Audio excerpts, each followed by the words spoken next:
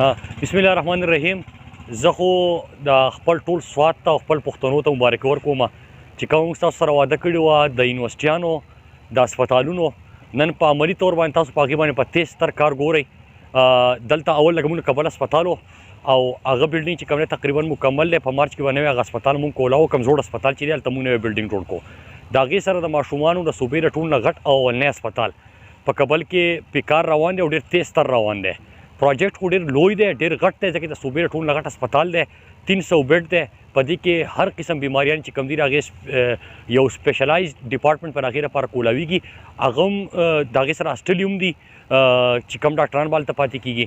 نو هغه منصوبه هم تیز تر روان ده او انشاءالله زموږ کوشش دا دی چې موږ په خپل ټایم کې هغه مکمل کړو. د هغې سره اوس زه ولاړ یم په دې وخت کې په انجینرینګ یونیورسټي چې کوم کابل کې ده. زه خپل ټول سوات والته دا هم ووایم چې انجینرینګ یونیورسټي مین کیمپس په کابل سوات کې دی، خو د دې سره زمونږ په بریکوټ کې او په مټه کې د انجینرینګ یونیورسټي خپل کیمپسز به هم موجود دي او موږ به خپل هر تحصیل ته چې کوم تاسو ته ویلو چې یو ځای کې مین یونیورسټي جوړو نو نور تحصیلونو ته به موږ د هغې کیمپسز ورکوو.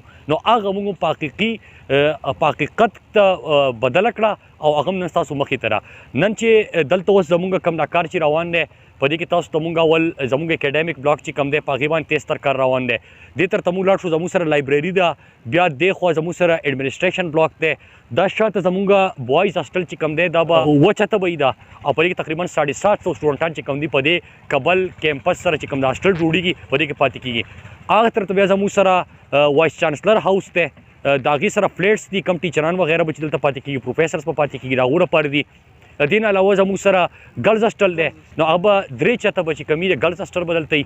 نو په دې کې هر قسم فیسیلیټي چې کوم په یونیورسټۍ کې هغه ټول به موجود وي د خیره. او د دې سره به زموږ چې کوم سټوډنټان به تلل بهر به پیښور ته یا لاهور اسلام آباد ته به تلل، هلته به په هاسټلو خرچې به پې هم راتلې، د رهایش خرچې به پې هم راتلې، هغو ته په خپل وطن کې په خپل کلي کې یو معیاري تعلیم هم میلاویږي او ټولې فیسیلیټیز چې کوم هر قسم دي هغه ورته هم میلاویږي. چې زموږ په دې ټایم کې په مټه کې په اګریکلچر یونیورسټي باندې هم تیز کار روان دی. څنګه چې په کابل کې مین یونیورسټي ده نو داسې به موږ نورو ځایونو ته کیمپسز ورکوو. نو هلته په اګریکلچر یونیورسټي زموږ په مټه کې روانه ده، نو هلته به نور تحصیلونو ته به موږ د هغې کیمپسز ورکوو. داسې ډینټل کالج چې کوم دی الحمدلله موږ کمپلیټ کو په مینګوره کې سیدو کې، نو هغه ډینټل کالج هم زموږ مکمل شو. دې سره زه خپل خلکو ته دا مبارکي هم ورکوم چې د الله تعالی لاک لا شکر دی سی ایم صاحب او ما په خپله باندې په دې لپاره منډه وهلې وه. نو په دې کابل یونیورسټۍ سره به موږ اوس یو کامسیټس یونیورسټي چې کوم ده هغه به موږ هم دلته په دې کابل کې جوړو انشاءالله. نو یو وار بیا مبارک شي، کار پې تیز روان دی له خیره. انشاءالله کار به پې نور د موږ سره نن چې کوم پروجیکټ ډایرکټرز دي او ټیم دی دوی چې نور به پې موږ هم کار تیز کوو.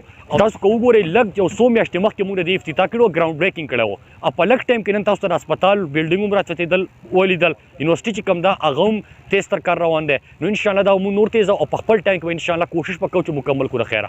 ډېره